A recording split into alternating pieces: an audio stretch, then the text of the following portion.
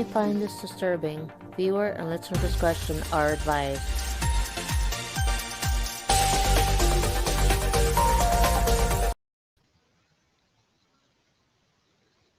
Hey guys, I was going to not use the headphones, but I kind of don't trust, my tablet, so I am going to use this for now, and then hopefully when I upgrade I can get a better system. But you guys are gonna have to deal with the headphones for now.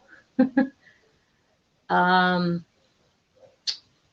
so this is gonna be probably the longest uh, upload I've ever done. Whether it's a regular video, whether it's a live stream. Because I have quite the complex domestic violence story, because I unfortunately went back to back and then, took a break and then went into another one. And I have gotten so much ridicule over the years for the hang on, I'm trying to turn up the volume. Can you guys hear me? Make sure you guys hear me before I do anything else. I don't want to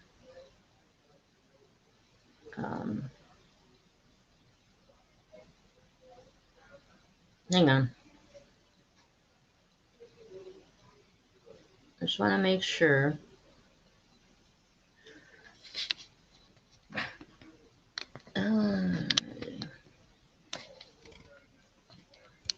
Alrighty. Okay. Now,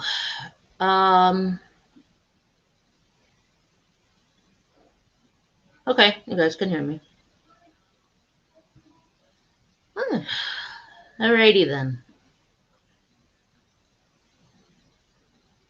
Oh, hey, come get this commentary. How's it going? I'm surprised to see you. Usually you're always on your lives and, getting all the tea spilled and whatnot.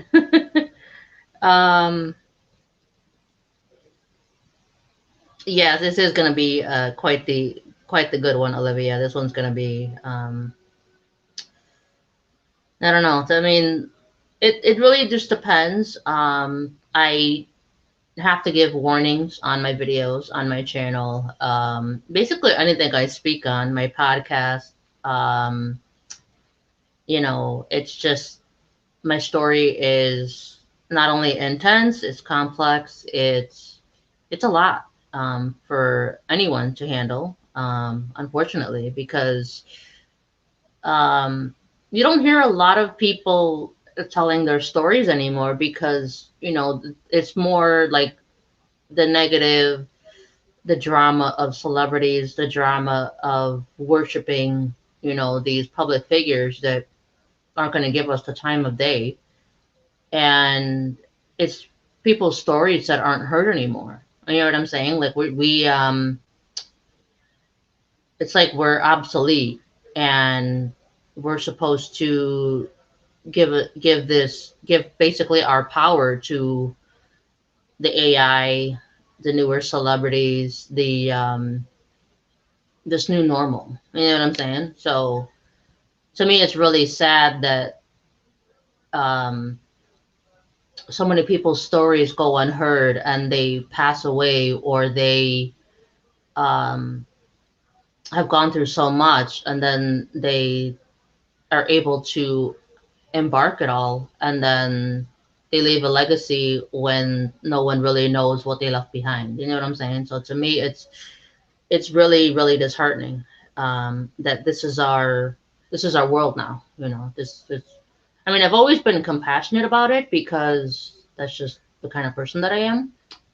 But at the same time, I feel like a lot of people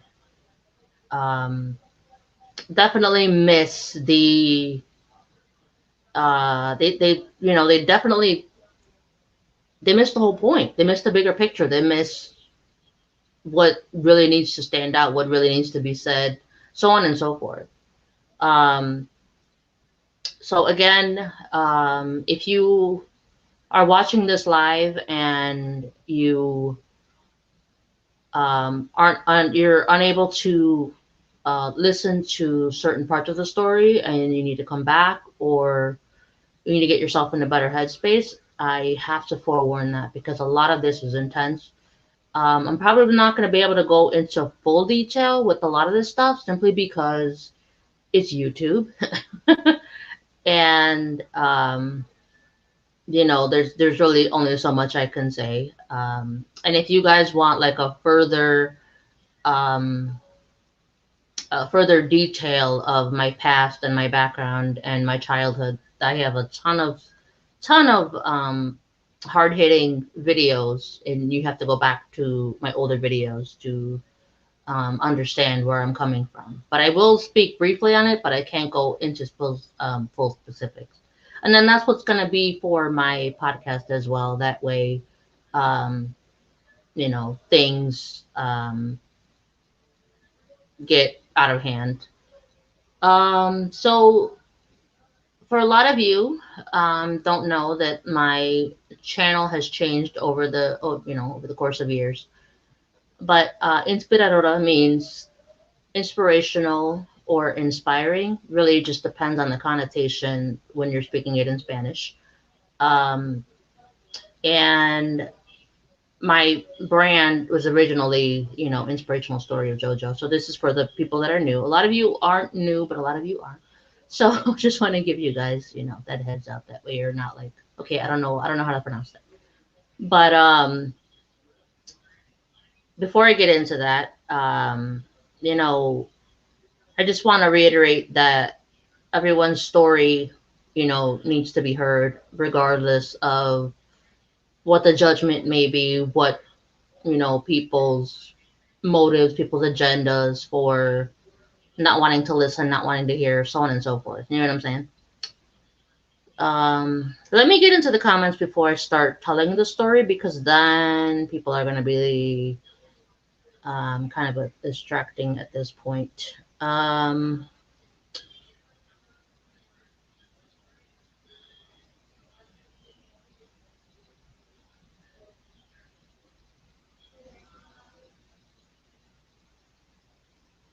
Oh, okay. um, you go live like pretty much either every night or every other night, right? Kiva, I'm pretty sure like I've seen you go live quite often, like maybe like 2, 3 times a night. And not realizing that, maybe sometimes I don't hear you. And you do say that you're gonna be back, or maybe I just don't hear you. I don't know. But I do see you go back to back and back to back, and I didn't know that you could do that on YouTube, because I know they have like quite a strict policy when it comes to going continuously, whether you're uploading or whether you're going live. So glad to have you here. I feel like there's a lot of stigma when it comes to domestic violence, and especially among women. Like women are judgmental towards each other, obviously men, but I feel like women are more hateful and more judgmental towards each other. And I'll get into that when I start telling part of my story, because let's be real, um, not everyone can speak, not everyone can um, respond the way you would want them to. You know what I'm saying? Whether it comes to sexual assault, whether it comes to um, you know domestic violence, being in a just being in a toxic relationship, not even necessarily to the point of abuse, but a toxic relationship. I feel like a lot of people are afraid to say anything. They're afraid to speak up simply because of that judgment, that what the hell were you thinking speech, like what the hell is wrong with you. And then if you're speaking to family, you know, I didn't teach you that, you learned that from me. But in reality, if you're in a domestic violence situation, or if that's something that you feel like you're um, attracting, in a sense, then that does stem from childhood. And unfortunately, other people can read that. I've always told people my entire life that I was marked, simply because of my severe sexual abuse history as a child. And I wasn't wrong about that. Like, people thought I was paranoid. People would tell me that oh, you're just paranoid. No, that's a real thing where people can sense that you're vulnerable to certain traumas, certain triggers, certain things, and especially when it comes to relationships, men can pick up on that, and women as well. And I will be talking about that as well. It doesn't just have to be a straight couple. You know, it can be bisexual, it can be pansexual, it can be um, gay, lesbian, so on and so forth. You know, there is no discrimination when it comes to trauma, when it comes to the history of violence. And you know what I'm saying? There is no people. There's like a way out. There's no escaping this. Unfortunately, depending on the trauma that you went through and haven't fully healed from. You know, and as I've told people, you know, throughout my brand, throughout, you know, me speaking on online, that healing takes a lifetime to begin, unfortunately. Um, so let me. Um, oh, okay. Oh, yeah, definitely. Oh, yeah. Oh, yeah. For those of you who are wondering what the comments are, she's basically explaining what I just, you know, asked about. You know, YouTube having kind of a restriction when it comes to going live and then having uploads, and her uh, agreeing with um, the commentation, and you know, the women being judgmental, obviously men, but women as well. I To me, it's just my opinion, but I feel like women are more hard hitting when it comes to like their girlfriends, their best friends, you know, like if they get into like a really really messed up situation, or if they're addicted to anything, or um you know what I'm saying? Like, I feel like women are harder on other women, and it's not a good thing.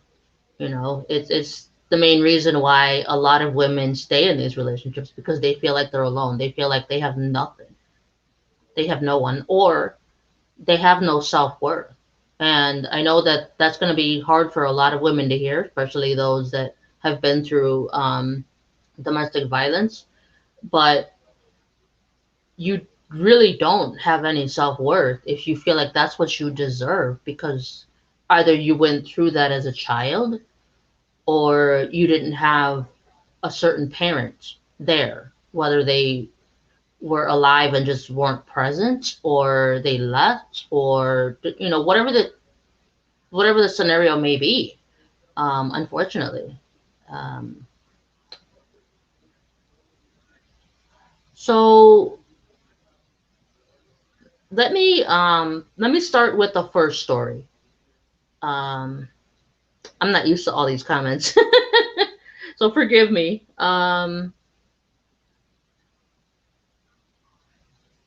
Okay.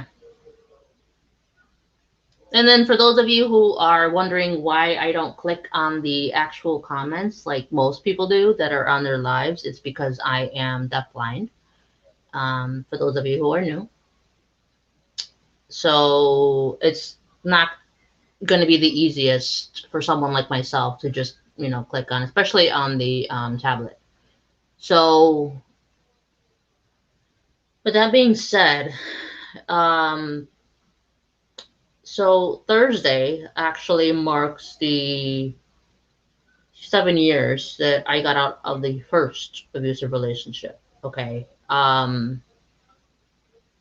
was dating a woman, and this was not my first female relationship. I have dated plenty of other women before that, and none of them were abusive.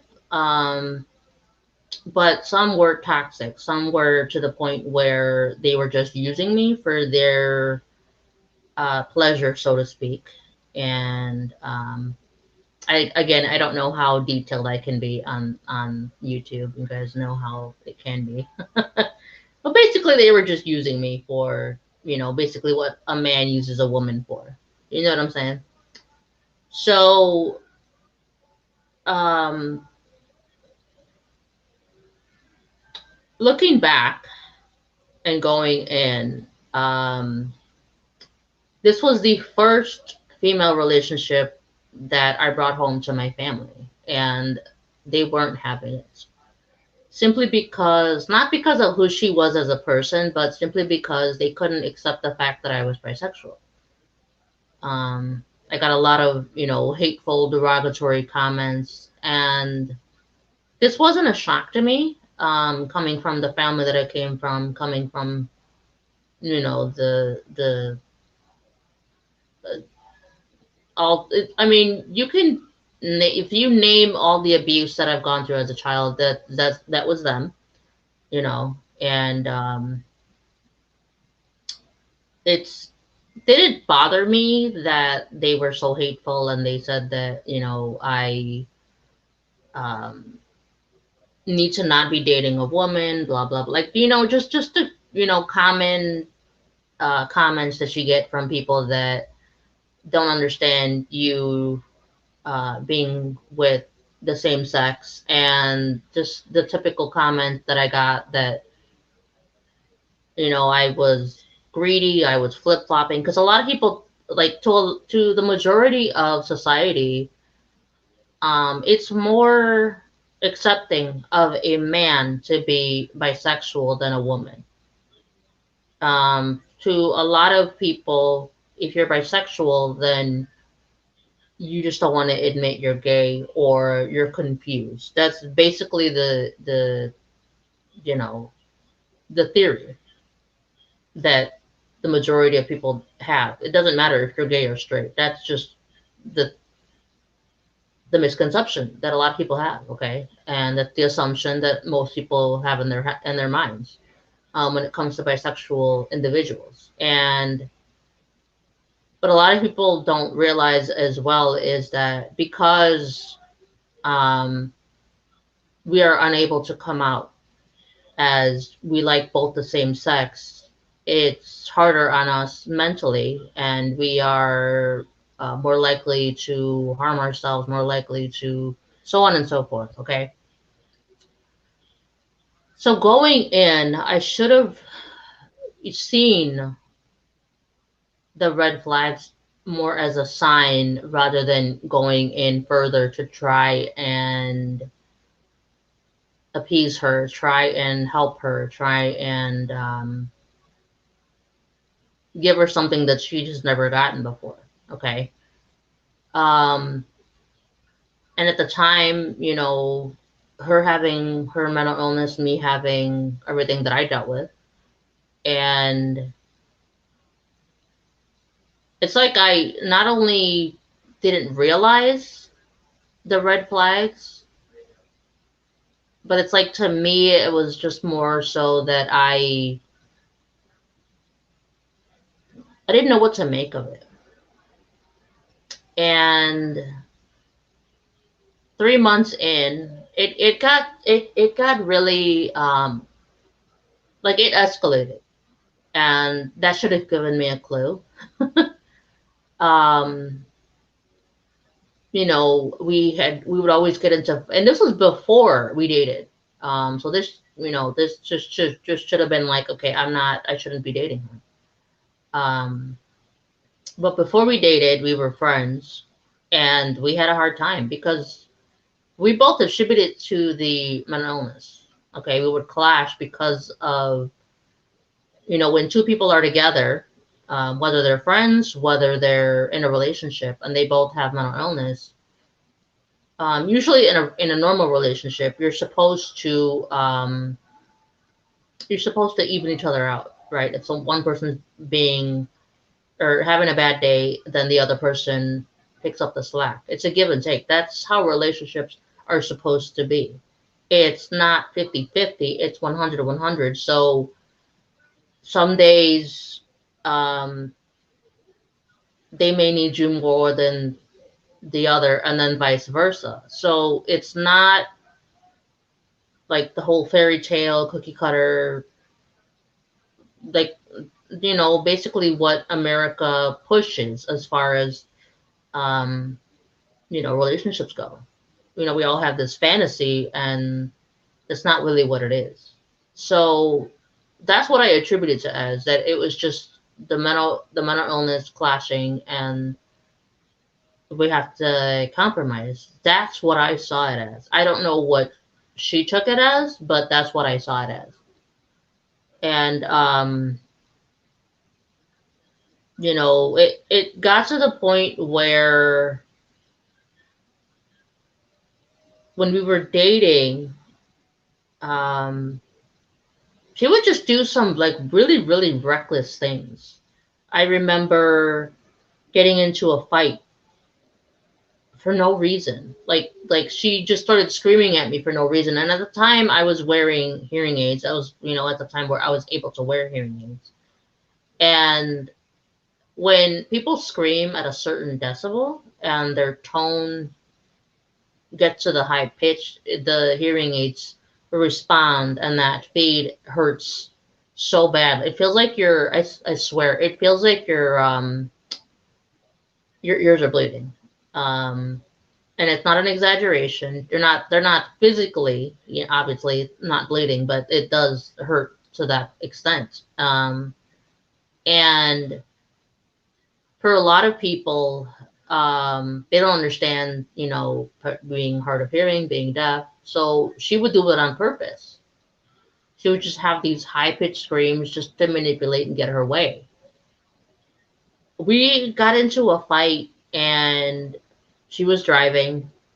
I had just come back from her apartment, and my bags were in the trunk, and she basically kicked me out of the car. And the people in the highway, because we were in the middle of the expressway, people in the expressway were freaking out because she literally kicked me out, and I had to walk. Me with, you know, two duffel bags and my blind cane, by the way, you know, the white cane that, you know, most blind people use.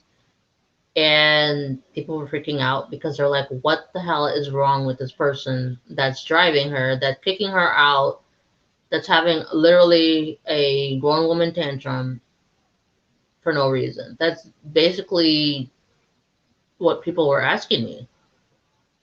And I finally made it home, and my roommate and everybody was telling me, like, you just need to, like, not, you know, be around her. Like, she's toxic for a reason.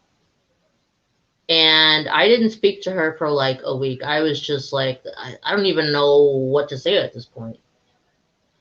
Um, that was the beginning of our relationship. I hadn't even moved in yet. But that was the beginning of our relationship. And I don't know if at the time I just felt like a sense that I could help her. I could give her something that she needed. I don't know why I felt like that was my obligation, like that was my responsibility, but it was just something that I felt like I had to do, you know. And a lot of people couldn't stand her. A lot of people hated her, and a lot of people couldn't understand where she was coming from, especially with the outbursts and the back and forth.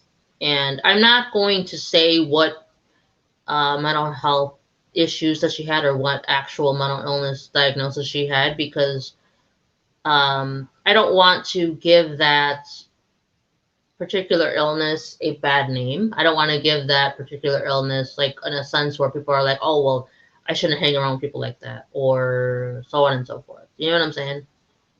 We already have a lot of, I've already seen a lot of YouTubers that say that people that are, people that have mental illness are crazy. Don't just steer away from them. Like, there's literally a bunch of YouTubers that I've seen over the last year pushing this scenario. And people wonder why they go back to their addiction or they go back to their behaviors, and you know, so on and so forth. So the second thing that um, that happened, that mainly was the reason why I moved in. I was in a residential for the mental illness. I got tired of the way they were treating me. I got tired of them pushing medication. I got tired of them making me sicker than I needed to be, because I'm going to be in all honest with you guys. They purposely misdiagnosed me so that they could have the funds that I had. So I wasn't just being taken advantage of, obviously, by her. There was a lot of people at that point, and I was overwhelmed. So I had AMA'd, and for those of you who don't know what that means when it comes to the mental health community, it just means you're going against medical advice and you're walking out. And I moved in with her until I could figure out what was my standpoint and what I was going to do after that. Obviously, it escalated to the point where we were arguing every day. She would just bitch and moan about every little thing. Like, everything was a fight. Everything was like, I even wasn't even allowed to, like, sleep. Like, I wasn't allowed to take a nap. Like, if I slept wrong in her mind, I had to wake up and I had to change positions. Like, that's how crazy it got.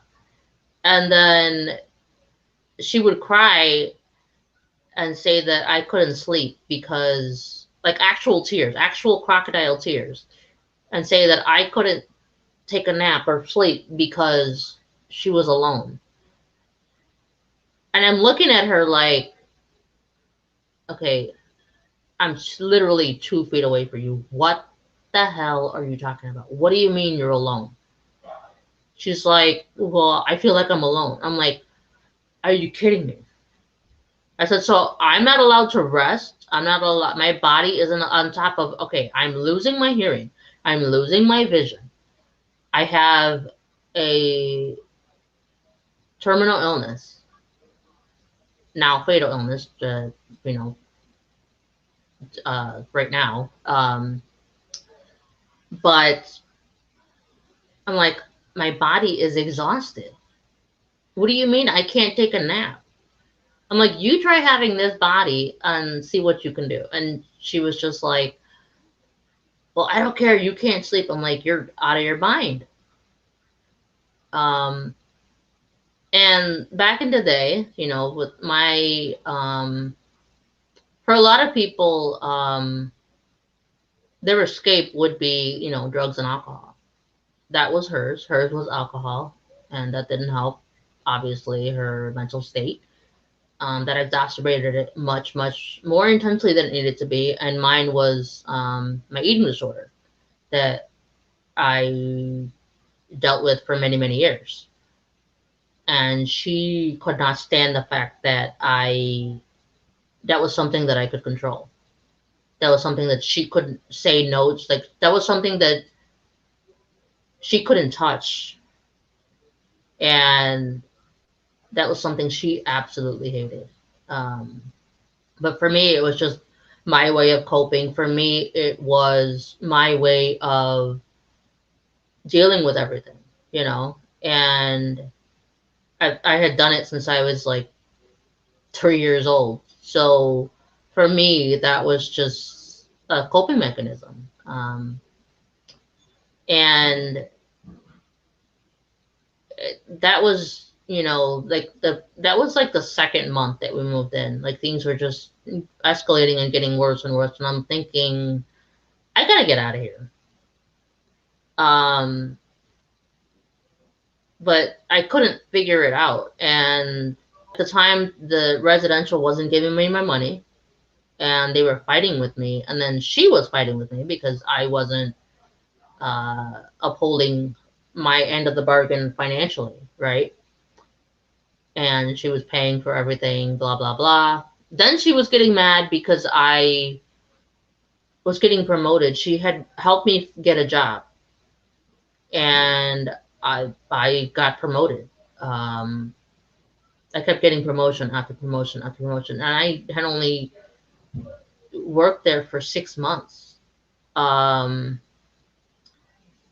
so she was just again angry about everything, and she had worked there for like I think a year, and she wasn't getting anywhere.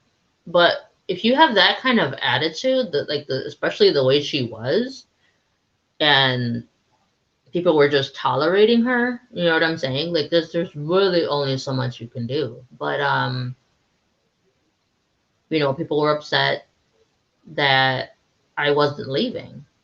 Um, and it, you know, got to the point where I kind of isolated myself from friends, from family, because I was already getting, you know, obviously from the beginning, I told you guys that I was getting a lot of comments, a lot of, um,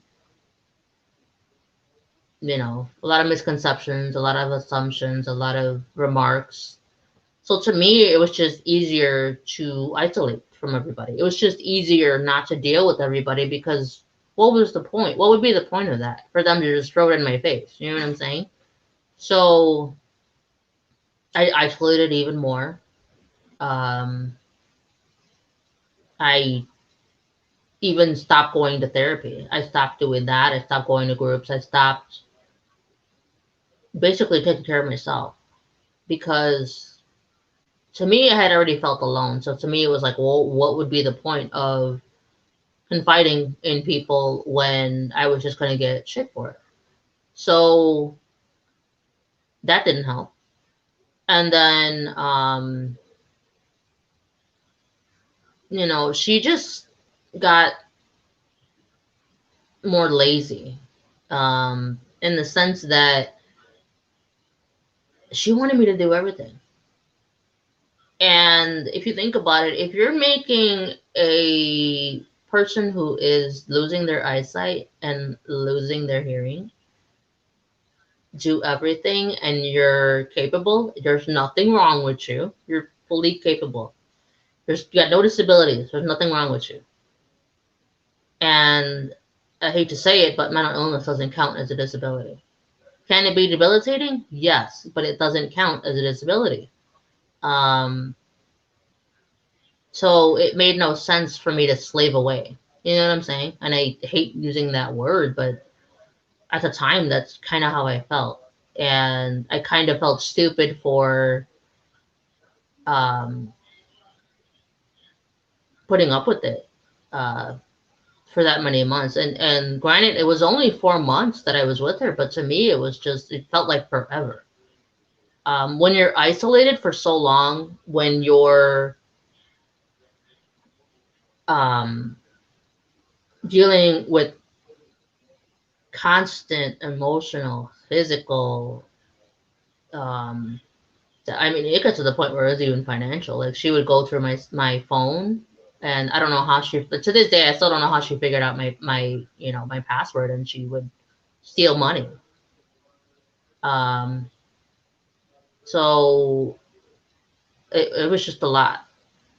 Um, I want to say my final straw.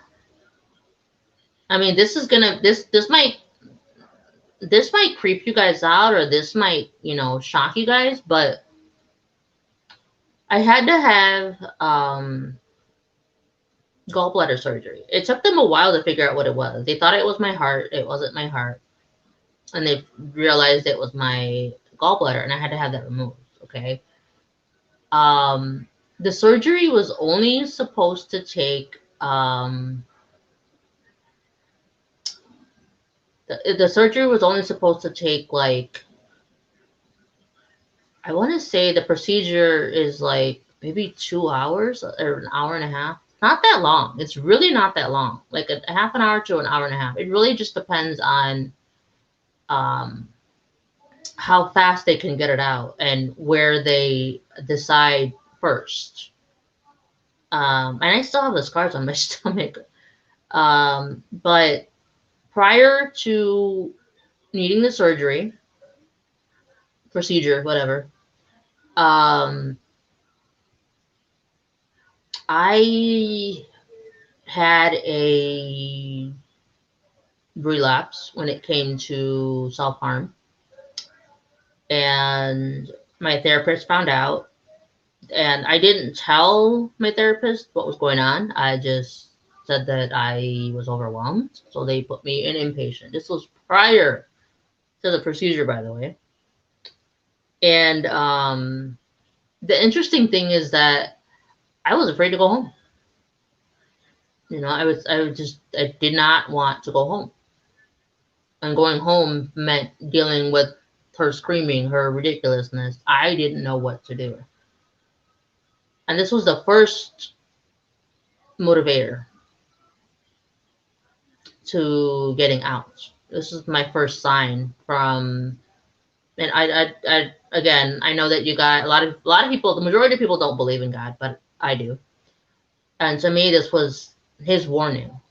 I was going into a convulsion. They thought I was having a seizure.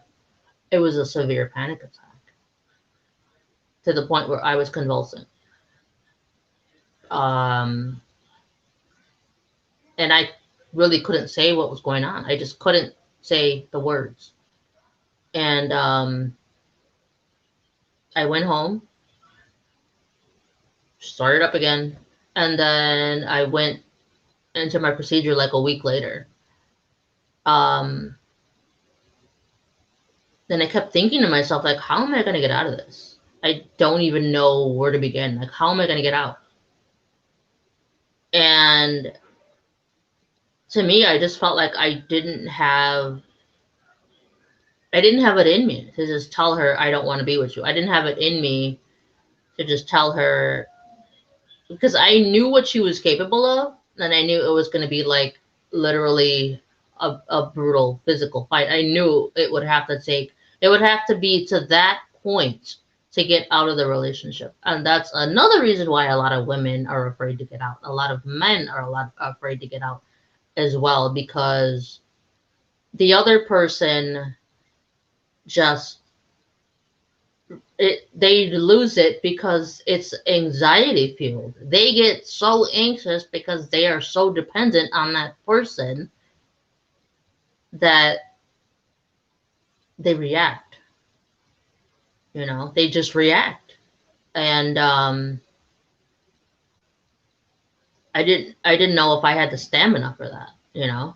And so I went into the procedure. The procedure took 3 hours. I died on the table. Yes, I died on the table. They had to revive me. Little did my surgeon realize that I wasn't supposed to be under anesthesia. Well, I'm not supposed to have a lot of anesthesia. I'm basically not supposed to have surgery. And my doctor was pissed, yelled at my surgeon. My surgeon was freaking out. She felt bad. And they wanted to keep me in the hospital for like 3 weeks. They were terrified for me to go home. Let's put it that way. And I can understand from a doctor's standpoint, especially if they're like a really good doctor and they don't have like a God complex and they actually care about their patients. So it's really rare if you think about it. Like it's really it's really rare for uh, a doctor to really care about their patient, you know? And I don't know what changed in me. Something did change though when I came back. When they revived me and I came back, I cannot explain that. But something changed. And I think it was for the better because I wasn't even home a week. I kid you not, it wasn't even a week. And she started up again. And she was trying to force me to do shit for her. And I just had gallbladders. I couldn't even get up. Like your stomach hurts so bad. I couldn't even get up. And this, you know, this woman for whatever reason just, you know, needed to push it. So I woke up that morning. This is the morning that I wanted to leave. Okay, I woke up that morning, and I was just like, something switched, and I was just like, you know what? I'm just gonna ignore her the entire day, and I'm out. I'm out. Um, like 3 hours before, while she slept, I packed a lot of my shit. I packed a lot of shit that, um, I packed a lot of shit that I needed, and I would come back for the other stuff later. And as I predicted, things were gonna go crazy, you know. And I ignored her all day. And even though she was screaming at me, it didn't faze me. Like I was just like I couldn't even recognize, I didn't even recognize myself. Okay, and she was just like, I want to know what's wrong. What is wrong? I'm like, I'm done. I'm done with this relationship. I'm done with you. I'm not doing this anymore. And she's like, but what are you going to do for money? Like, she was trying to manipulate her way, right? What are you going to do for money? What are you going to do for a house? I'll figure it out. She didn't know that I got my check. I didn't tell her that I got my check. I finally got my check after 4 months. I didn't tell her. Well, why would she need to know, you know? So I said, I'm going to figure it out. I didn't even look at her. This entire day, I did not even look at her. And she was just freaking out. And she called a bunch of people, and she was just like, she wants to leave me, and I don't know what to do. And then they talked to me, and they're like, well, you can't make her stay. You realize that, right? If she's ready to leave, then you can't force somebody to be with you. So of course she didn't like the answer. And it got physical. She was like, you're gonna fucking stay with me. And I literally busted open one of the alcohol bottles that she had. And I said, if you really want to go, let's go. And the messed up part about this scenario is that she was willing to fight me, and I'm holding onto my stomach. Again, I just had surgery. She didn't care, you know? Got into it, got physical, and she ended up stepping on my stomach because obviously we both went to the ground. She got up, stepped on my stomach. I screamed, obviously, because I was in that much pain. And the neighbors were knocking on the door because they heard me. And apparently they had called the cops because they heard a lot of yelling, a lot of things being thrown around. She was, just being her usual over dramatizational self and just throwing the furniture around. I guess she wanted a reaction. I don't know if she wanted a reaction. I don't know what she wanted, but she was just like literally throwing all of the furniture, like the TV, like literally all of the furniture. And she was upset that I was leaving. That's all it came down to. That she was reacting. And she basically um stopped, and she was cut up pretty badly. I had no marks on me. It was just my stomach was just done. And they took her, and you know, they had to get the paramedics for me because, you know, it was just bad. And they were not happy because the place was a mess. And she's telling one story to try to manipulate her way because that's who she was. And then I had to tell my story. So to them, it's like, okay, but something's not adding up. Well, duh. And she was still trying to bother me. Like she was still like texting me and stuff, and I was ignoring her. I was in the ER for like, I want to say like 12 hours because the doctor just wanted to make sure that I wasn't internally bleeding. And then I didn't tell people right away. I did tell one person who was an ex. That was a mistake. Because he was just like, what the hell were you thinking? This is why you don't get into relationships with women. This is why you don't flip-flop. This is like, what the hell? Like, you know what I'm saying? All of that nonsense of what the hell is wrong with you? What the hell were you thinking? Like, you know what I'm saying? Like, that's basically all you ever get when it comes to someone just trying not to die from being in a domestic relationship. And you just, there's only so much you can take, you know? You're already hurting. Like, why add to the problem? But you know how people are. People just don't care.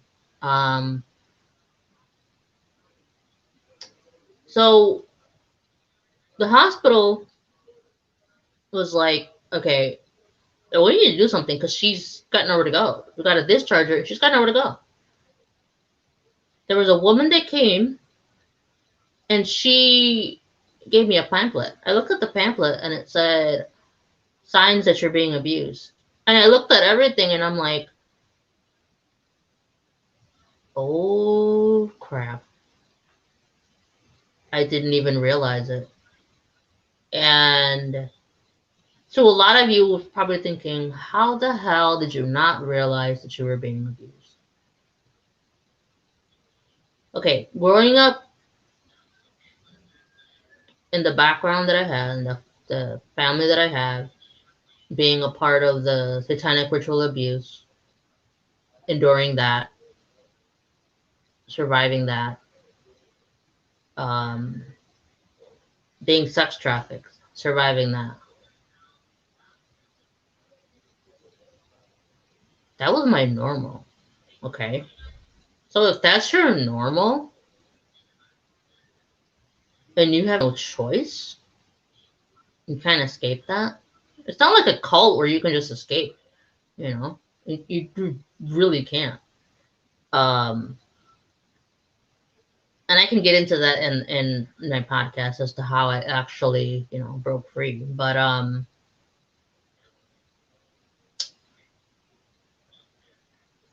for me, you know, being in the household that I was in, everybody was belittling. Everybody was hateful. Everybody was resentful, bitter,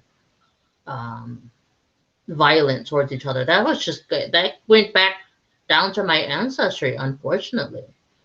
And that's all we knew, you know? And like drugs and alcohol, and well, for me anyways, my eating disorder was my escape. Self-harm was my escape. And eventually drugs and alcohol. But that was what I learned from my family, you know. And I, for some reason, I just didn't see it, you know. And I agreed to go to the place. And it turns out that Robin McGraw, who is Dr. Phil's wife, you know, everybody's favorite doctor, not even a real doctor. That's why I say that. But his wife owned that shelter that I went to for women that were, they call it battered. Um, so it's a, you know, domestic violence shelter, but it's, you know, mostly for women that are battered and just can't escape that trauma and go back to their abuser, right? And you know, I settled in by Halloween, and a lot of the women that were there were just stunned because they're like, I thought it was just men that did this. I thought it was just men that was abused. No, it doesn't. It doesn't really discriminate. It doesn't matter what. It doesn't matter who you love. It's just really just depends on the trauma you went through. And then the counselors agreed that, you know, I was, you know, I had a point. Um, Being in the shelter was exhausting because you have to do therapy for like, you got no break from therapy. It was just like group therapy. Then it was individual therapy. Then it was trauma therapy. Then it was just like all day, every day. I was out. I was like, just I'm done. I can't do it anymore. But they really want you to see what you are meant to see. You have to face this. That's just kind of how Robin McGraw runs her shelters. And rightfully so, you know. A lot of women couldn't face it. They would leave, go back to their abuser, or a lot of women didn't face it and just found a different place to live. Um, and I always like prayed and wondered about the women um, that went back to their husbands or went back to their boyfriends and they had a kid with them. And I always like wondered how they were and if they were okay, if they made it out okay. Like I still wonder that to this day, you know. Um, because I got to know like a lot of women and got really close to their kids and you know, um, so I felt bad and you know it was just it was hard and then as I called it, you know, I called people and told them, and they were just like, "Wow, you're an idiot. You know, you're so stupid. Like, what we fucking warned you, and you knew all the signs, and you still didn't." And I just hung up on them because it's like I don't want to hear it, and I've got no energy. I'm already doing enough therapy, so on and so forth. Okay, let me go into the comments and before I get into the next one, see what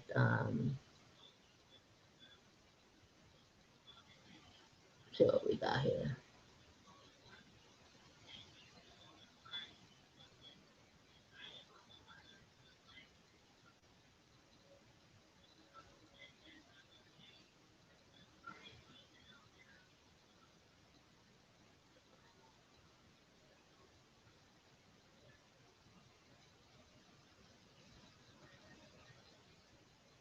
Sorry, guys, I'm just reading this.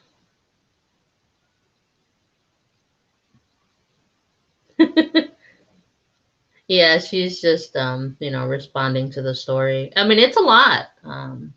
That's why I have to give a warning um, to a lot of, you know, my content, a lot of what I speak on, so on and so forth. So The next relationship, unfortunately, it was not soon after. I mean, it was not too long after that happened. My he was a friend of mine for years. Um, I had known him from residential, but I knew of him. I didn't really know him. I didn't know what he had gone through. I knew that we were similar in the sense that we were alone. We didn't really have our families. We didn't really have support in that sense. We weren't believed as kids when it came to our traumas. Um, we weren't taken seriously. Um, we had that in common, but I didn't realize how severe his addiction was until um, we got friendly. Um, I couldn't really commit to anything. I had just gotten out of that relationship with, her. I'm not gonna say names, but to us, it was just more like, for me and him, it was just more like, we're kind of having fun. We don't really want to commit, and he was more committed to his drugs and his addiction and him not dealing with all the trauma that he went through. And I was just trying to deal with everything. I was trying to unravel everything, and it was just a lot. So I'd gotten my apartment. Now, with the shelter that I was at, I don't know how it is in other shelters, but the one that I was at, you are not supposed to stay longer than a month. You have to get your shit together. Um, so the most feasible apartment that I could get, unfortunately, was the same building that I was at with her. Unfortunately, that was the only one that I could afford. And I know that sounds messed up, but there was really, really no other options. I was on a different floor, but still, it was hard having to deal with that aspect that I had to go back to the same building that I was almost died in, basically. Um, I tried not to think about it. I tried to escape. I tried not to think about it. And I was never there, like, to be honest with you. I was, with him or with friends or just spending the night at friends' house, talking to friends. I just, I couldn't be at that place. I couldn't do it. Um, so even though I paid rent, it was never there. So we, got closer in our friendship that, we got to know each other, and I told him things that, he didn't necessarily deserve to know, because when a lot of people find out about, like, my disabilities and um, a lot of what I went through, they tend to throw it in your face. Um, because a lot of people just don't, they're like, oh, that's not possible, blah, blah, blah. But, I can't, I don't even want to begin with the ignorance that a lot of individuals have. So, with that being said, I just took it with a grain of salt. Like, I tell people my truth, and people can take it or leave it. But if you're going to be one of those individuals that's going to throw it back in my face, there's really not much I can do about you. But, we had gotten close, hung out with him, and I did not realize how severe his addiction was. Like, he just could not be without. Um, I think the only thing he did not use was heroin. To be quite honest with you guys, he used acid. He was using cocaine. He was using crystal meth, and a lot of these drugs I experimented with. Now, I'm going to be honest with you guys. The real reason my addiction to drugs got so crazy and got so severe is because I thought that was the answer. Me being so traumatized when it came to my sexual abuse, I couldn't even get into it, you know, and a lot of men and women don't understand that. A lot of adults don't get that. They just think you're weird or you're crazy or they want to label you as asexual. It's not that. It's just I just I blacked out. You know, it was like a more of a performative thing. So like what porn stars go through, and I know that a lot of people don't understand that either, that a lot of them are just performing. They're not even enjoying it. That's why a lot of them go into drugs and alcohol to do the act, or they just black out entirely. It's acting. That's all it is. So to me, that's what having sex was. It was a performative. I was just there, because of what I went through, and to me, drugs was the answer. And for a lot of you who have never done drugs, if you add two things that give you endorphin, such as drugs and sex, the combination is lethal because you feel like you can't exist without the other, unfortunately. It becomes addicting. So, with me not being able to have sex without blacking out, to me, it was the answer. But in reality, it was making things worse because you can't give consent when you're drunk and high. And I know that a lot of, adults want to argue that notion that you can give consent. You can't. You're intoxicated. You're not even in your right mind. It's like when, a man tries to have sex with you while you're sleeping and still not giving consent. And I know, again, that's an issue. That's a fight. That's, an argument that will drive you insane. But that's just reality. But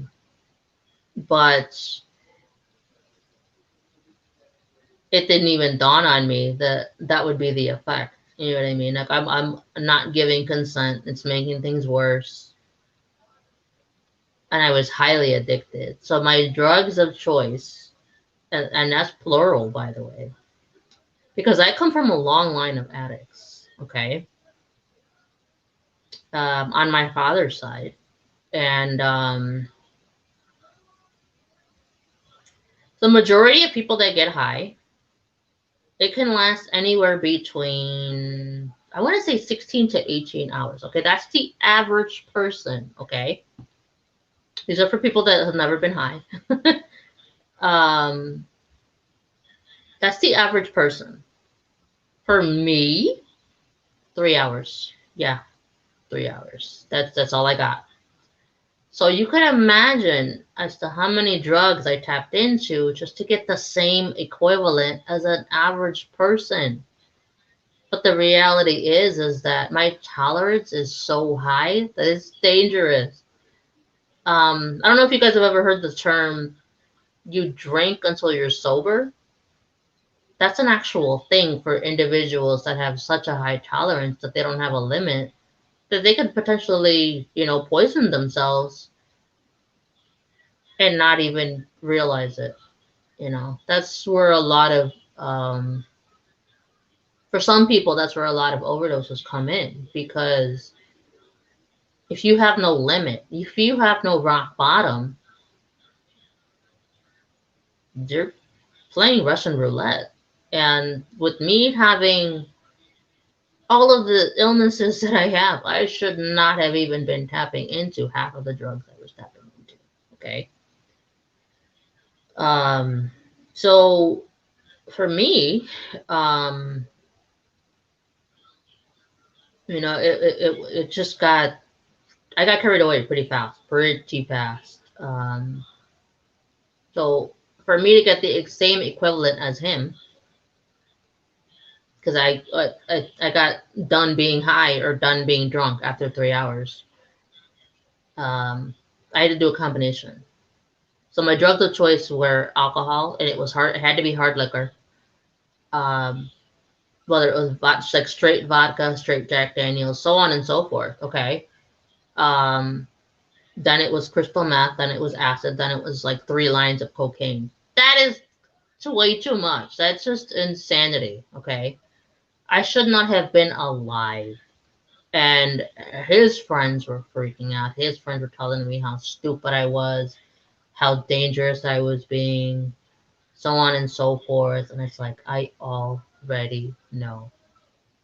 Um, and just to give you guys a brief history as to pretty much my addiction history. Me being a teenager, having gone through what I've gone through, by the time I was 15, I did not care about my life. I did not care about myself. So to me, it didn't matter how far in I got into the eating disorder. It didn't matter to me if my organs were failing. It didn't matter to me how bad it got to with the point of self-harm. Now, I have, for those of you who are new, I have Ehlers-Danlos syndrome. And a lot of doctors will play it as it's not a big deal. It's just a connective tissue disorder. It's a fatal illness, okay? Eventually, your body gives out on you because the disease has nowhere to go, okay? So my body is dying from the inside out. And I was born with this disease, but they didn't discover it until I was 14. So just to give you guys a glimpse of what I'm dealing with. So for people that have my type of Ehlers-Danlos, by the time you are 19 and 20, you lose all of your teeth. So I am blessed to still have mine. And then by the time you are in your late 20s into early 30s, you start having severe complications such as heart failure, which is what I'm already dealing with. You stop breathing, which is what I'm already dealing with. And you start having ruptures. You can have ruptures as well. So anything between, heart attack, heart failure, aneurysms, which is basically a rupture in your brain. I could have a rupture in my intestines, even my uterus. Um, and that's more so prominent because I am not able to conceive or carry a child. Okay. Um, so with that being said, I should not have been self-harming. I have gotten to the point with my self-harm where I would cut arteries and cut veins and go to the ER, and I couldn't move my arm or I couldn't move my leg, and doctors would be pissed. Doctors like, you should, or not you shouldn't, you can't be doing this anymore. Like literally screaming at me, not be doing this anymore. Like that's where we were at. By the time I was a teenager, I was just done. Okay. So for a lot of people, I didn't let people in. So it was just hard for them to understand with me being a teenager, doing all of that, so on and so forth. So you could imagine how bad it got by the time I was in my late 20s. So to me, that was the answer, being with him. Even though it wasn't really a relationship, it was still toxic. You know what I mean? Like it was just bad all around. It was just poor judgment on my part, and it wasn't the greatest thing. Somehow, I moved him in. He claimed that he was going to help me with the bills, blah blah blah, and that was a shit show because of course he wasn't going to help. You know, of course not. And it got bad because now he was arguing with me because he wasn't getting his drugs. But if you're spending your money on things that don't matter or things that you're wasting your money on, I'm not going to go into detail, but things you're wasting your money on, why is that my responsibility to pay for your drugs? Like, to me, it made no sense. Um, so it got to that point, and he had the most severe mental illness. I'll let you guys guess that one. He had the most severe mental illness that you could imagine. I'm not going to say what it is, but it's at the top. And he was on a very strong medication. He stopped taking his medication because to him, he wanted the drugs more. And it's like, you're not getting the drugs, so just take your pills.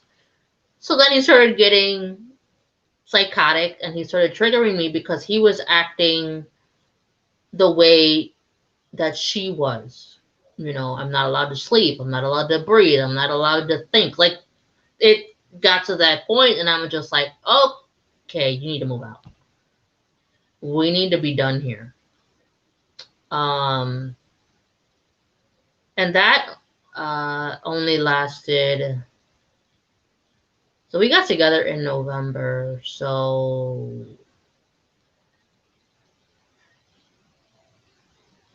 well, not really got together, but like hooked up in November. So I want to say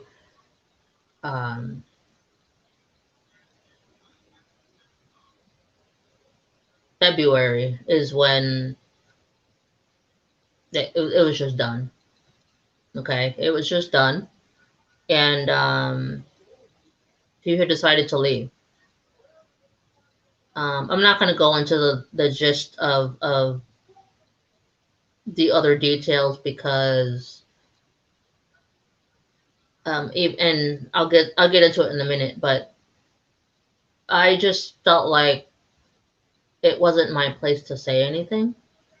It was more for others to figure it out and it be revealed because I just don't believe in telling other people's stories, even if they're no longer here.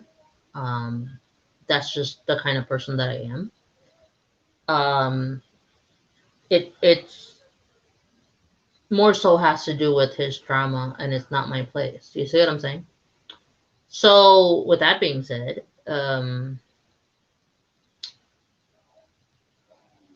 he said that he was done. He was leaving. He literally walked out. He was leaving, and he said, "I don't want to take care of you. I don't. You're going blind. You're going deaf. You're terminally ill, and I don't want to take care of you." I said, "I never asked you to take care of me. We're not even together." But that's just the kind of person he was, and he left, and then came back. Now, obviously, I'm not telling you guys the full story because it's a lot, okay, and there's a lot I'm not allowed to say on YouTube. But I went to bed that night. We didn't really make up, but it's like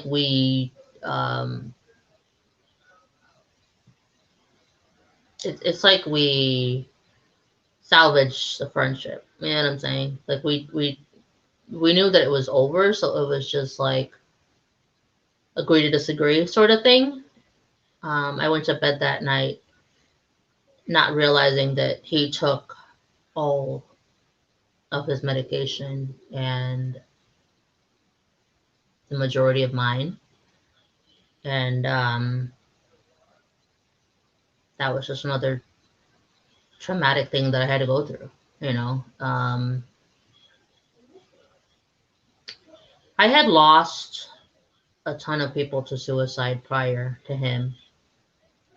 So to me, it was just like, it was torturous. Like I literally lost my mind. I literally did. And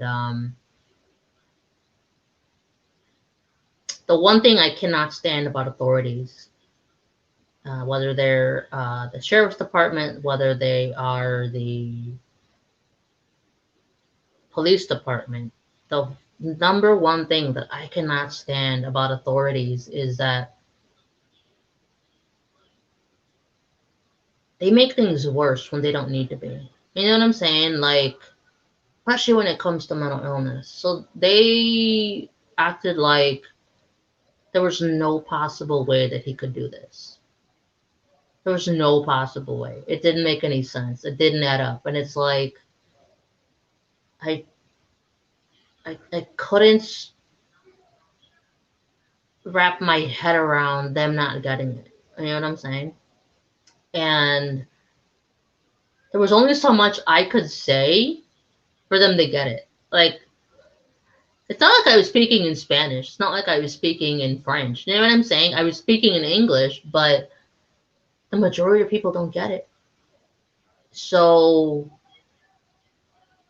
I told them, you know, you need to stop what you're doing because you're going to cause another suicide, because I'm already at the edge. Like, you're making things worse. You're making things 10 times worse for me. I'm just, I can't deal with this. So I went with my friend. My friend picked me up. I stayed with her for a couple of days. I was only allowed to stay with her for a couple of days because her landlord said that I was only allowed to stay with her for a couple of days. And stayed with another friend in another town. She was keeping an eye on me. She was terrified. She was like, she's like, you've gone through the ringer, and I'm just worried about you. Like, I just don't know what you're capable of. I don't know what you're gonna do. I'm terrified. And I said, I know. Um, I don't know really what else to tell you. Other than I'm doing the best that I can. Like, I don't know what else to tell you. So I ended up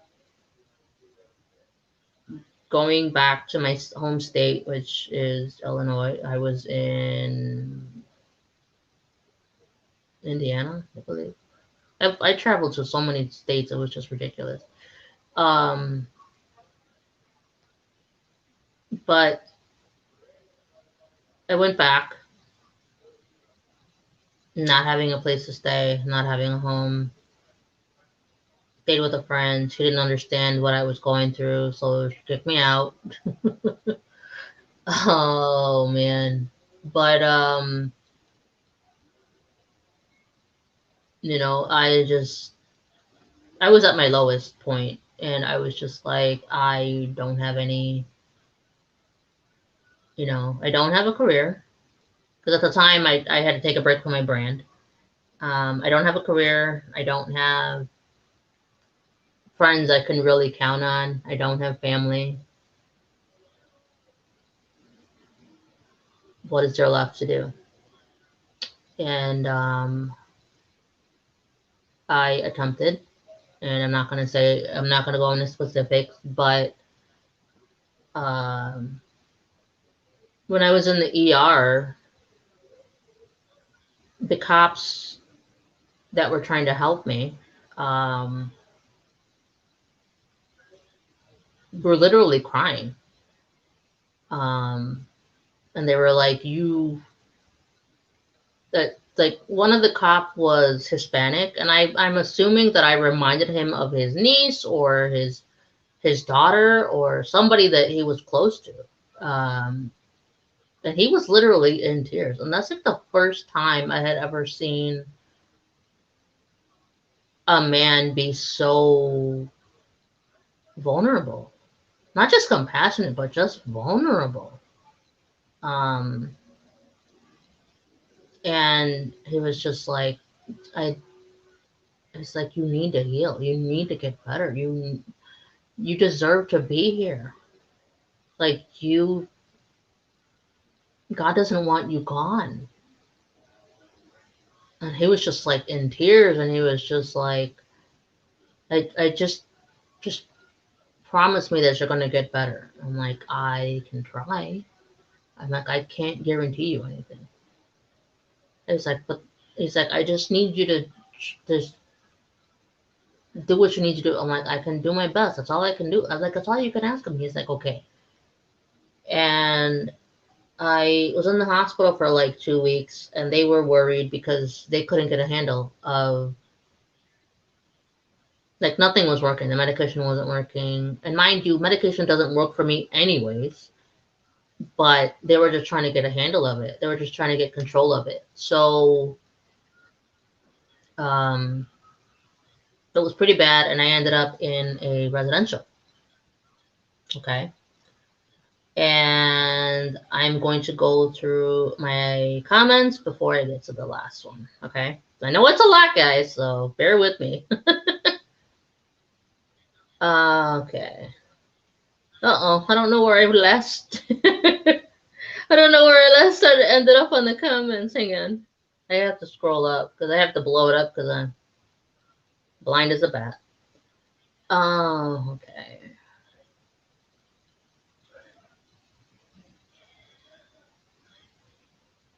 Hang on. Oh!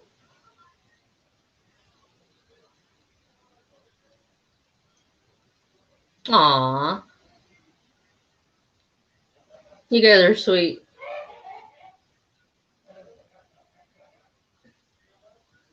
Oh, hey, Sade. I've seen several of your videos, so I'm glad you're here. Thank you for being here. Appreciate it. Um.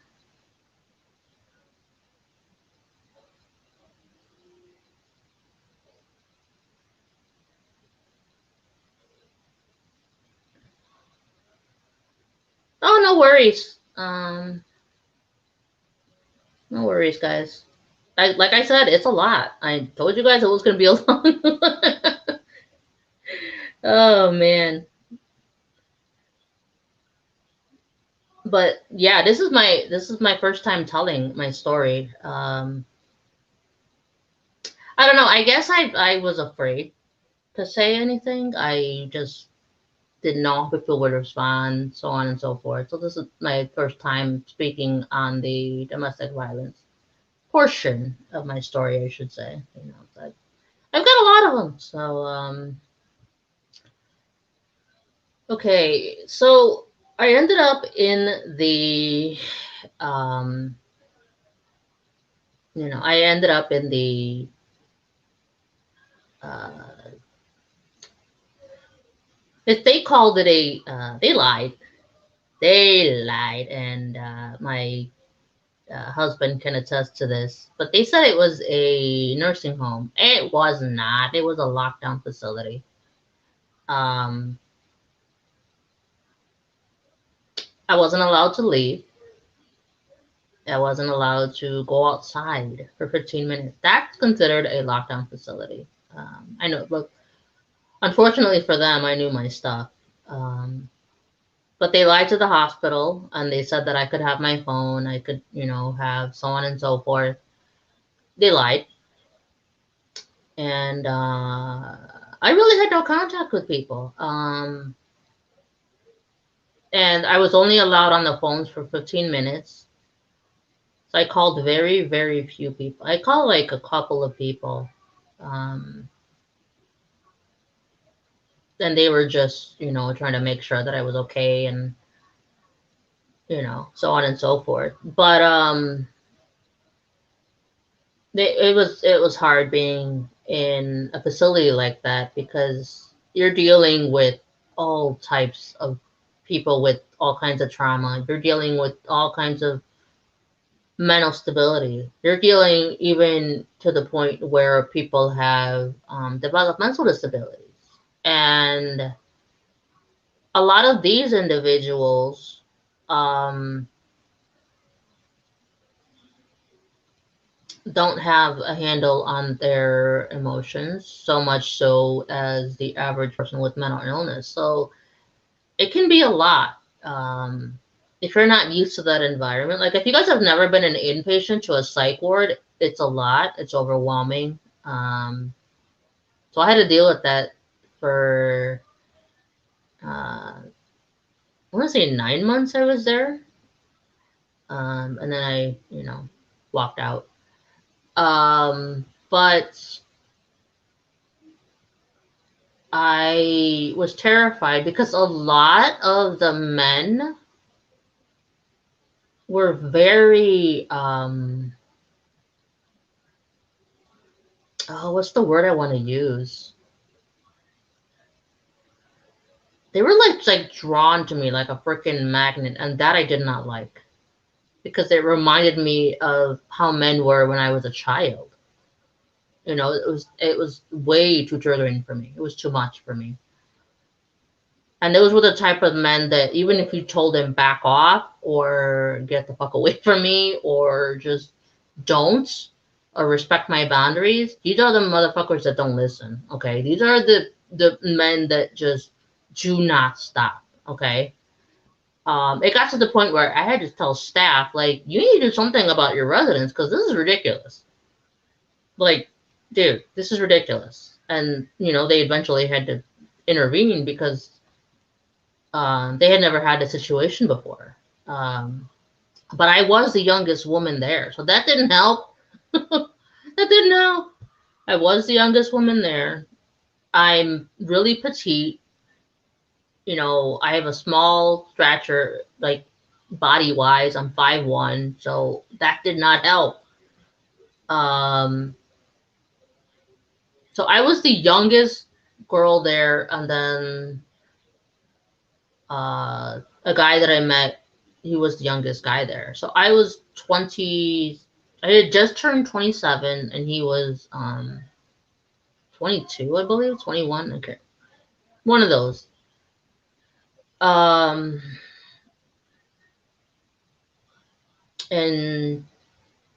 I think it was like February. Yeah, February when I moved in. So the end of February when I moved in, and then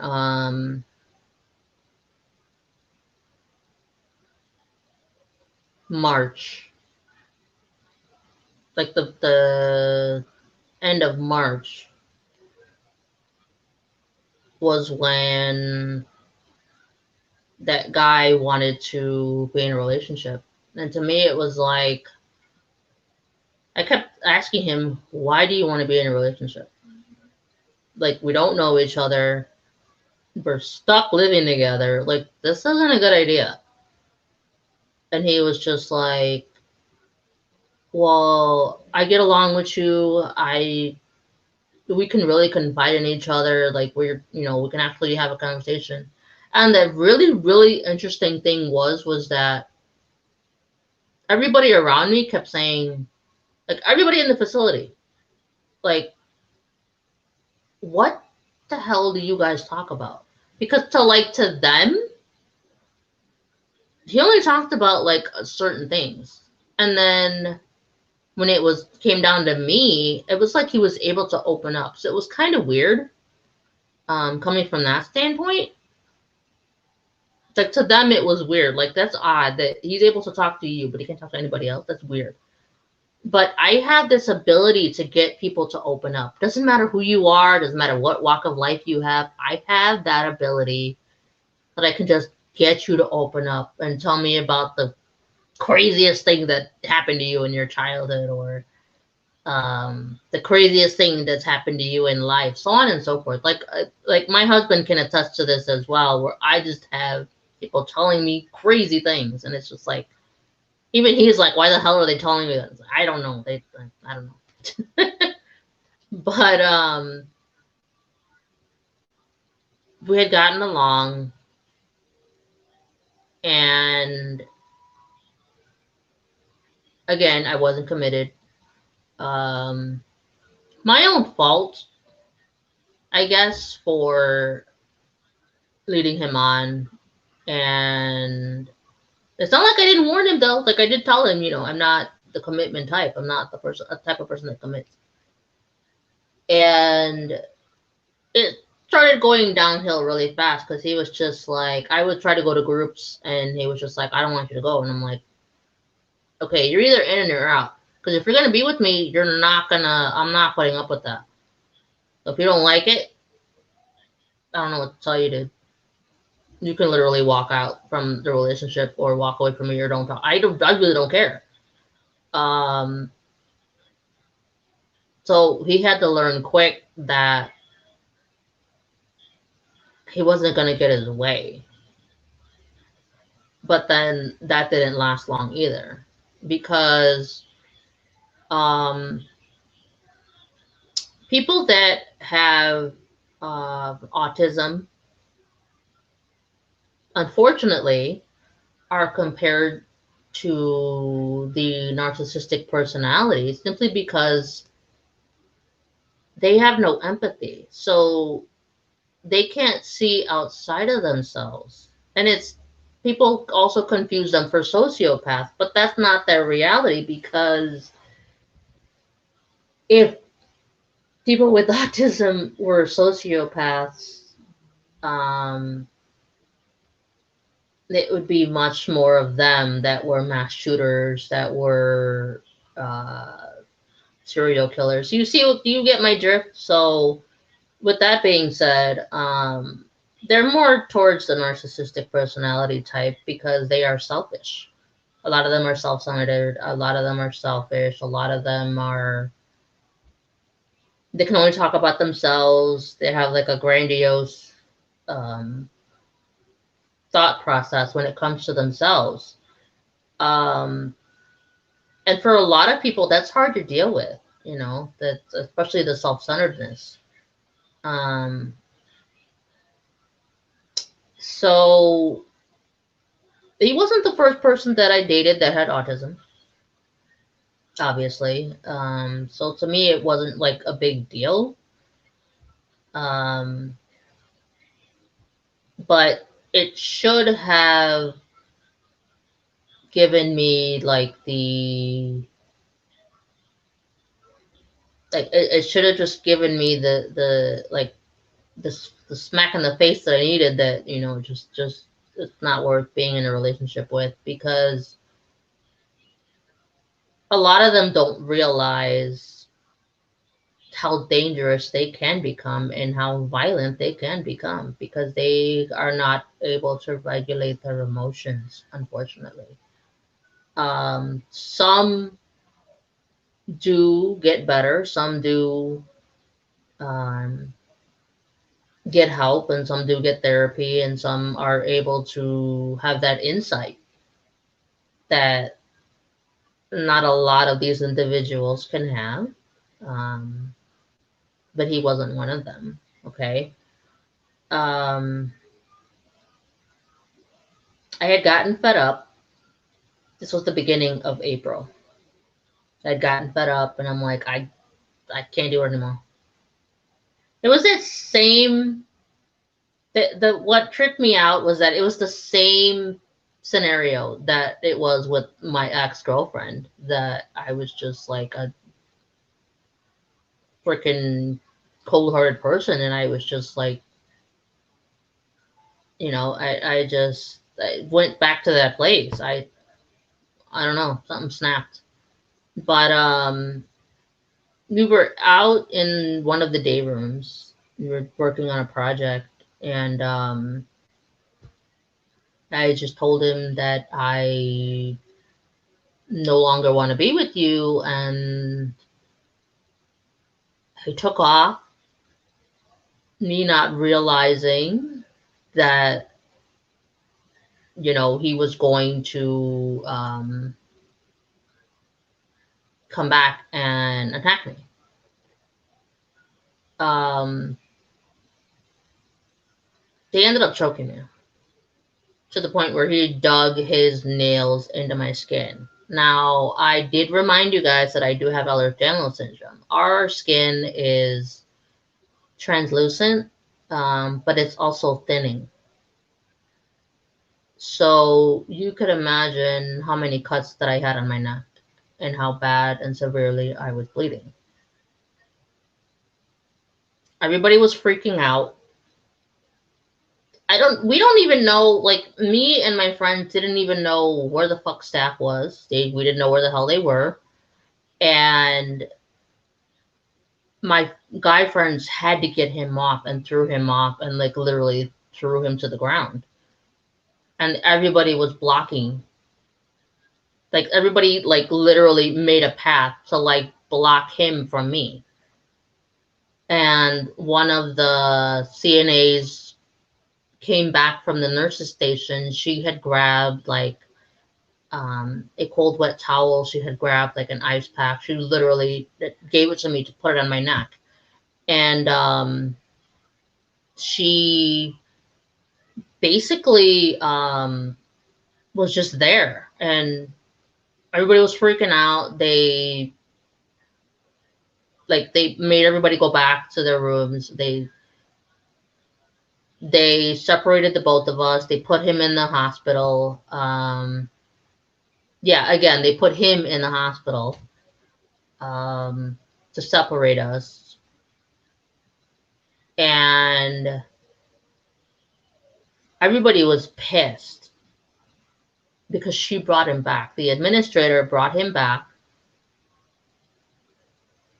And she told me, that's what, okay, these were her exact words, okay? That's what the fuck you get for messing with him. That's what you get for being the dumb bitch that you are. He should have fucking killed you. Those were her exact words. I was livid.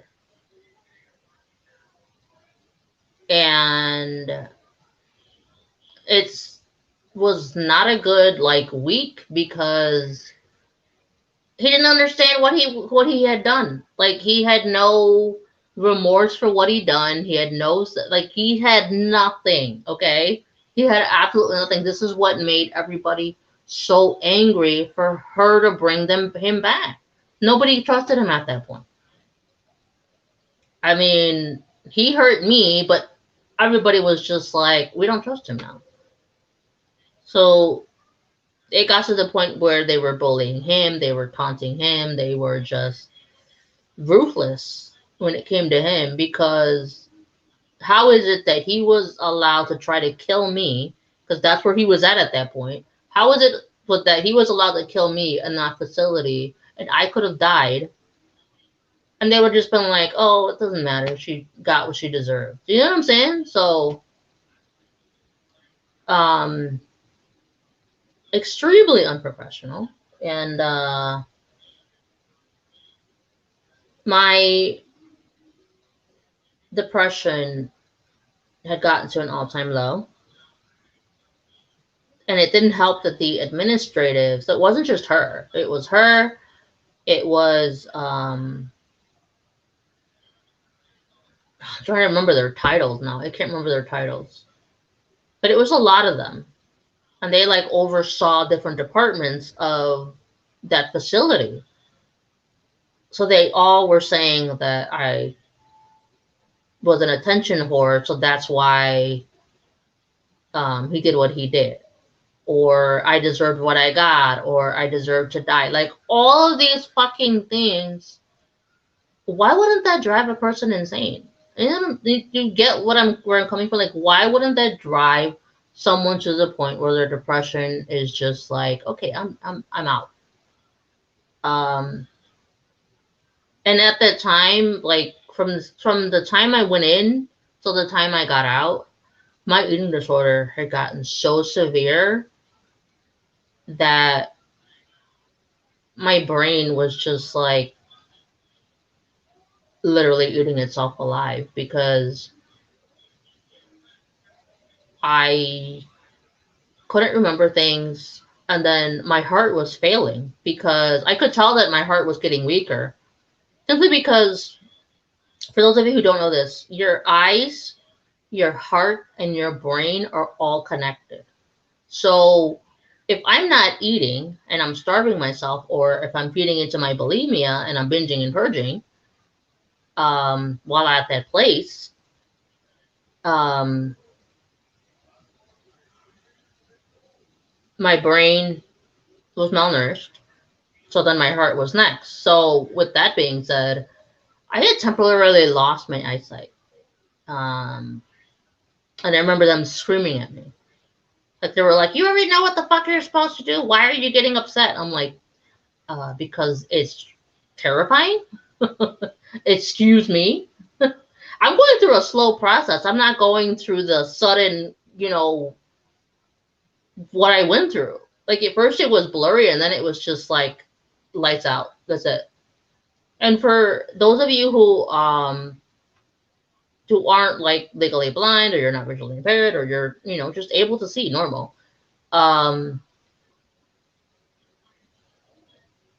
what ends up happening is like at first I saw blurry. And I'm like, okay, that's nothing new. I'm used to that. And then it went from blurry to it was out. And it's not that you see black, it just doesn't exist. It just really doesn't exist. And I know that's hard for a lot of people to understand, but that's really where I was coming from. So for me, it was tough because I wasn't used to the all of a sudden. And I'm like, crap, am I going to get this back, or am I going to be fucking blind in this fucking place that I don't want to be in? Like, what do I do? So they took me back to my room. And they're like, what if you, like, just, relax? Just, read your Braille books or listen to music, or just what if you just try to relax and then maybe it'll come back? We'll check on you in a few hours. And then luckily it came back. And I didn't realize until I went into the hospital, because they took me to the ER because they're like, okay, if this is all of a sudden, some people were like, okay, they're trying to tell the administrative, if this is all of a sudden, she needs to go in. Like, we need to figure out what's going on with her. When I went into the ER, the doctor's like, your heart is weakening. You need to eat. You seriously need to eat something. You need to eat something. They're like, we don't care if it's little by little. If it's a little bite, we need you to eat something. Your brain and your heart, that is basically done. They've reached capacity. Like, you've starved yourself for so many years, and then you go back and start over again. It can only take so much. You've got so many problems. So I was like, crap. So I'm asking the doctor, okay, so then what do I do? I'm dealing with the stress of these people. This is the only way I can cope. What do I do? And he's like, they're gonna have to figure it out. So I'm left back with my disorder. So that, he was at the point where he was stalking me because the relationship was over. We weren't allowed to be around each other, right? And he just couldn't, he was just obsessed. And he was either trying to look at me or trying to be near me, and he knew that he couldn't. He would try to go to my room, and they would yell at him. They knew what he was up to. And then that's when, at the time, me and my husband were friends. I had went to his room. We had, become friends. And I, said point blank to my husband at the time, we were just friends. I was like, I am not looking for anything. This is right now. It is what it is,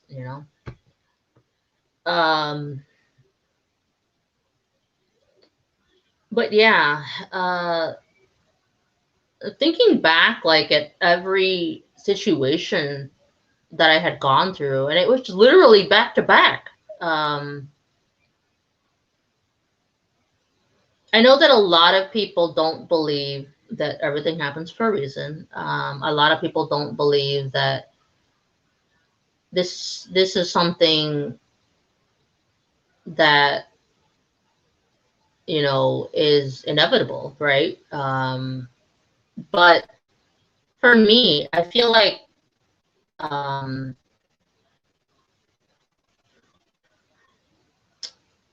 had I not gone through every little thing, right? So looking back from my ex-girlfriend to my friend who was severely a drug addict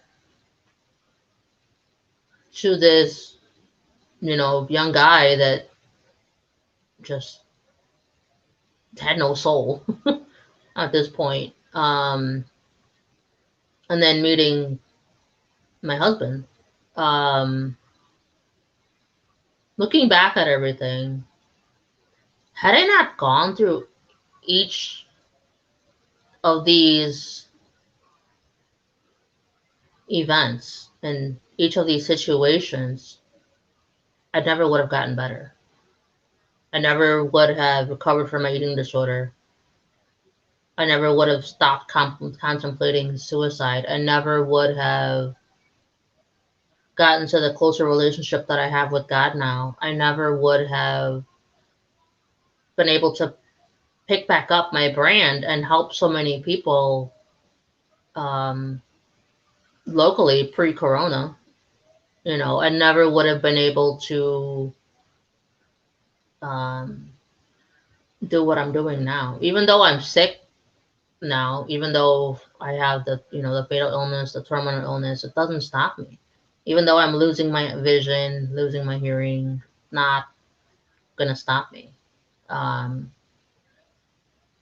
so a lot of people can't. I don't know what that is, and maybe that's just what they carry in them, the burden that they carry, or being able to unforgive, like unforgiveness. And so there's two things that I learned recently. So two things that causes depression. It's being able to unforgive. So those of you that there's a lot of people that just don't forgive and they hold grudges and they carry that burden and they carry that weight on their shoulders. That causes depression. That's number one. Number two is molestation. And they aren't able to forgive their perpetrator for what they have done. Um, I'm not gonna lie, it took me years to forgive my family. It took me years to forgive my father for being, you know, the predator and pedo that he was. Um, but at the same time, like for me, I wouldn't be where I am today. I wouldn't be, you know, able to share my story and um, help as many people as I've had over the years, you know. So, um, yeah, I mean, I'm going through my comments again, so just so you guys know.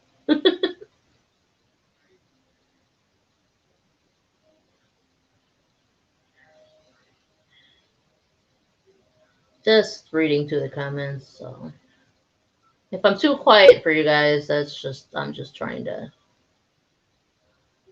you know.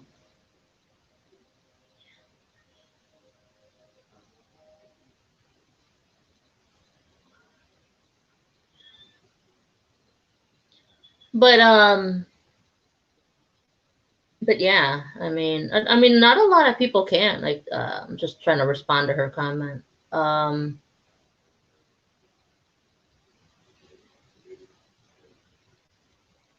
I'm glad I'm able to explain it to you better. She's just trying to. A lot of people don't understand loss of eyesight. That's because you can see. It's not a bad thing, you know. It's okay to ask questions. I'm not one of those people. I'm not one of those disabled people that's like, you know, all questions are forbidden. No. How are you gonna know if you don't ask? You know what I mean? It is what it is.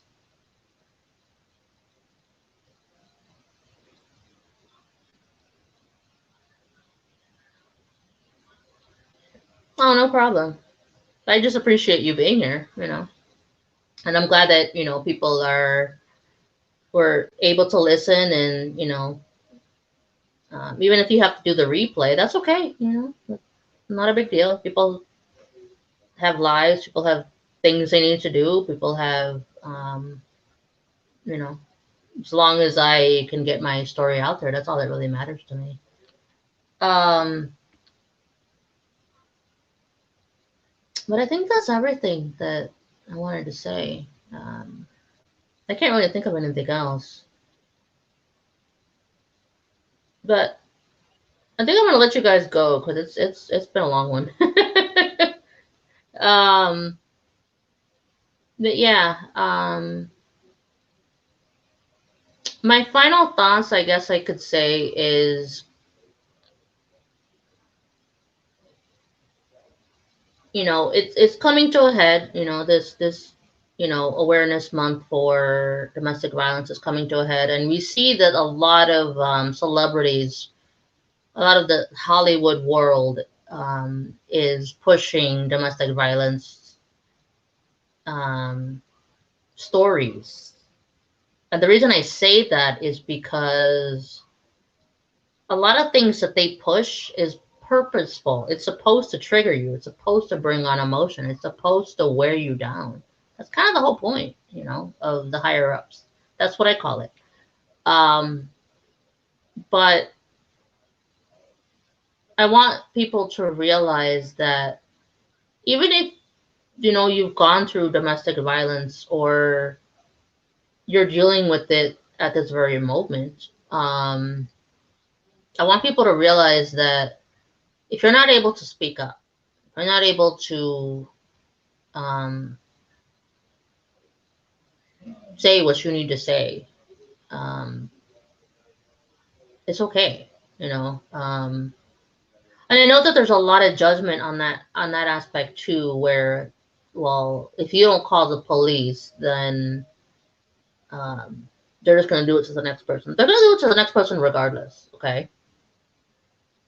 Um, Not every situation can be dealt with the police. Like, not every situation the police are involved, and that was very true for me in the last story that I shared.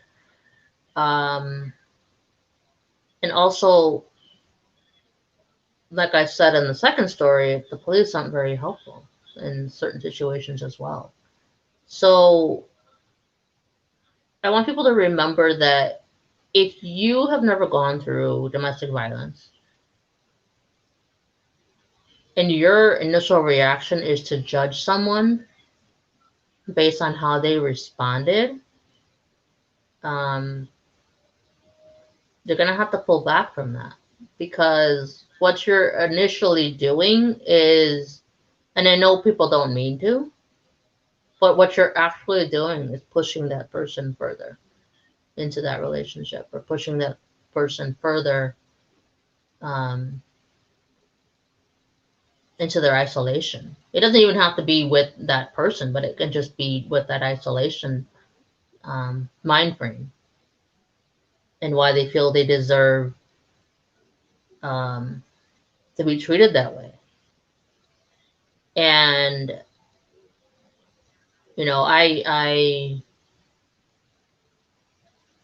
have prayed a lot over the last year, because in 2020 the domestic violence rate was heightened severely, because couples couldn't stand to live with each other. You know, you're used to being away from your partner, whether they went to work or they went they went out with friends, or they went golfing, or whatever the case may be, right? They just did things and then they came home. And 2020 was the height of a lot of murders, a lot of domestic violence, a lot of suicide, a lot of relapse, unfortunately, because people just couldn't handle being stuck in their homes. Um, So I felt bad for a lot of individuals that didn't make it out alive, not because of the corona, but just because of their environment, just because of, the way that their life turned out. Um, you know, so I just hope that people that are judgmental of an individual that they know of that's in this situation, that you guys can pull back from that or get a better grip on that, because it's not really helping us, and that's why those of us that have gone through it are sharing their stories. And I'm seeing a lot of that. I saw so many stories from so many different content creators this whole month, and I'm very appreciative of that, of you guys, just whether you're, sharing your story, or whether you're um, interviewing other people, whether you're, I mean, it's not even just, uh, um, straight couples. It's also gay, bisexual, lesbian. Like, I'm seeing it all across the board, and I'm glad that, people are taking time to do this, and they're, putting that in their channels, and they're, because it may not be the typical thing that you do for your, your content. So I appreciate people just going out of their way to do this. Um, I'm glad that my channel, just taps into everything, because I can basically talk about everything that I need to. Um, so I need to get up. I sat here for too long. My body is hurting. So I am going to let you guys go, and I hope you guys are having a good evening. And if you catch the replay, then I appreciate that. I hope that, you know, you guys are doing well, you guys are staying safe, and, you guys are taking care of yourselves mostly. Okay? Alrighty, guys. I will see you on the next one. All right. Love you guys. Bye.